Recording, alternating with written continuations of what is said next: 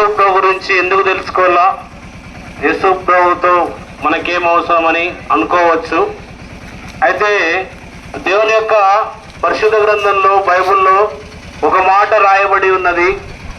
అదేమనగా, దేవుడు లోకమును ఎంతో ప్రేమించెను కాగా ఆయన తన అద్వితీయ కుమారునిగా పుట్టిన వారిని విశ్వాసముంచు ప్రతి వాడును నశింపక నిత్య జీవం పొందినట్లు ఆయనను అనగా ప్రభువైన యేసుక్రీస్తు వారిని అనుగ్రహించనని రాయబడి ఉంటున్నది. దేవుడు ఈ లోకాన్ని ఎంతో ప్రేమించినాడు దేవుని లేఖనం సెలవిస్తా ఉంది. ఈ లోకాన్ని ప్రేమించి ఈ లోకంలో ఉన్న మానవులు నశించిపోకుండా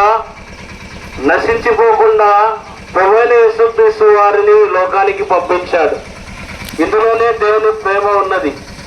ఎందుకు మానవుడు నశించిపోతాడంటే, దేవుని యొక్క మాటలు పరిశుద్ధ గ్రంథంలో రాయబడి ఉన్నాయి. పాపము వలన వచ్చు జీతము మరణము, అది నరకము, అగ్నిగుండము, పాతాళమని దేవుని యొక్క మాటలు రాయబడ్డారు. పాపము చేయటం వలన మానవుడు నశించిపోతాడు. దేవుని యొక్క ఆజ్ఞను అతిక్రమించడమే పాపం. అయితే దేవుడు ఈ లోకాన్ని చూచినప్పుడు భూమి ఉన్న నరులందరూ దేవుని యొక్క మార్గంలో నడుచుకునక వారి వివిధమైన మార్గాలను ఎంచుకొని ఆ యొక్క మార్గాలలో